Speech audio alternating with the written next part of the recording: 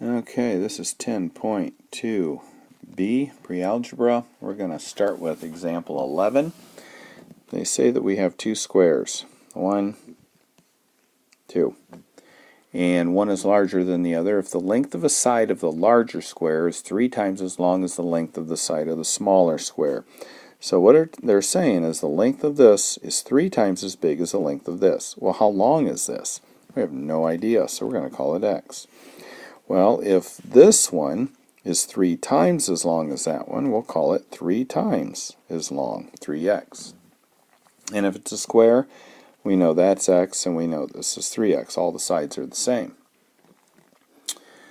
How many of the smaller squares will it take to cover up the larger square? So how many of these can we put inside of there, is what they're asking us to do.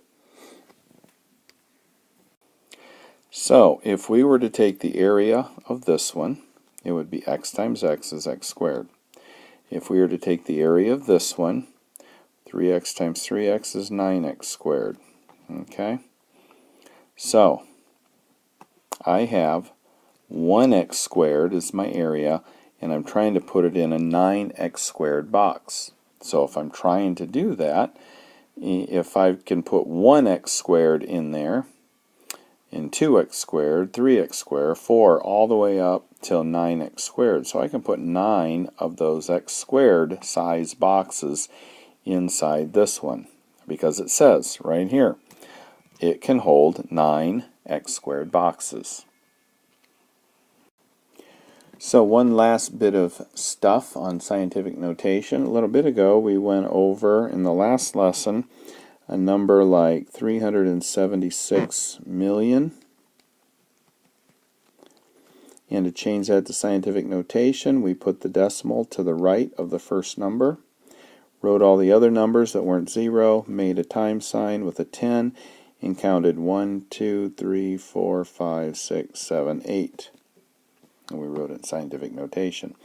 When we wanted to go back the other way, we took this number and we went 8 units over this way in order to get our number back in expanded form. So scientific notation is really a pretty cool way to write big numbers, very simple, and you can work with them, and you'll learn how to work with them better later.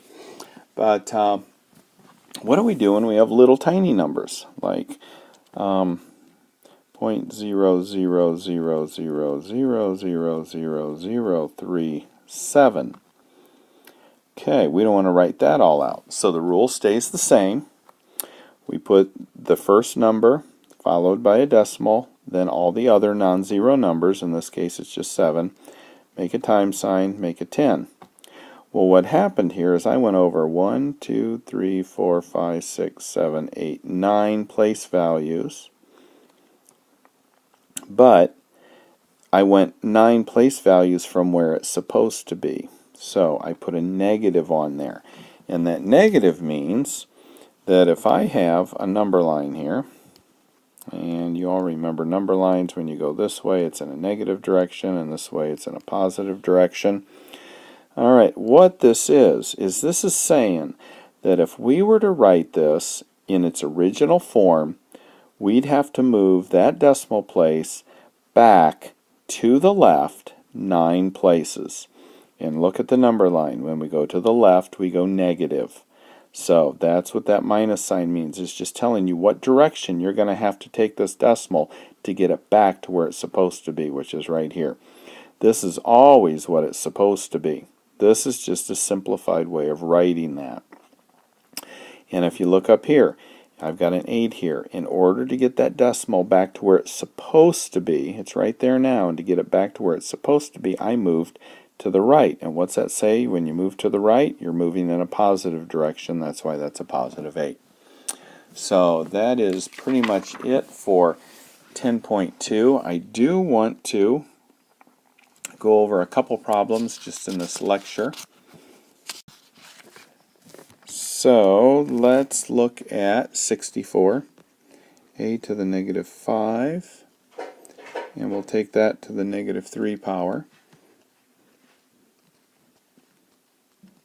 And we'll put that all over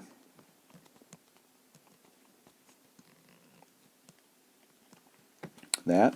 All right, so let's simplify this before we start really trying to come up with an answer. So let's look at this here. Negative 5 times negative 3 is positive 15. 7 times negative 1 is negative 7. Negative 3 times 5 is a to the negative 15. Okay, now we've got a bunch of stuff we can do on the top. And you always try to do everything on the top and simplify it, then everything on the bottom and simplify it, and then you cross the line. But don't cross this line and do anything until you've simplified everything on the top and everything on the bottom first.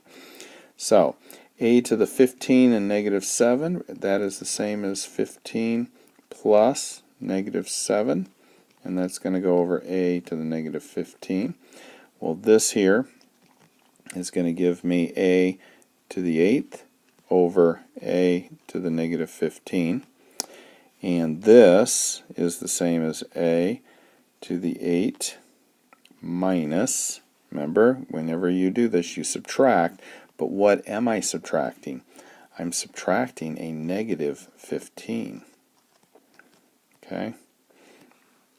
So when I do that, this is the same as plus. So 8 plus 15 is 23. Okay, another way to do this, if you're not sure what's going on with that whole negative sign thing, let's go ahead and let's rewrite that again as a to the 8th over a to the negative 15. Now let's move this up because again that's in the wrong place. So that says the a and the 15 need to go on the top. So now I've got that a to the 8 plus 15 equals a to the 23rd. I think that's what I had on the last one. Maybe I put 24 down, but I should have added 15 and 8 and gotten 23. So that's, you see, notice it's still positive there, so it works. So that is problem set and lesson 10.2, and I don't think you'll have too much difficulty with that. Only a couple more lessons to go and we'll be done.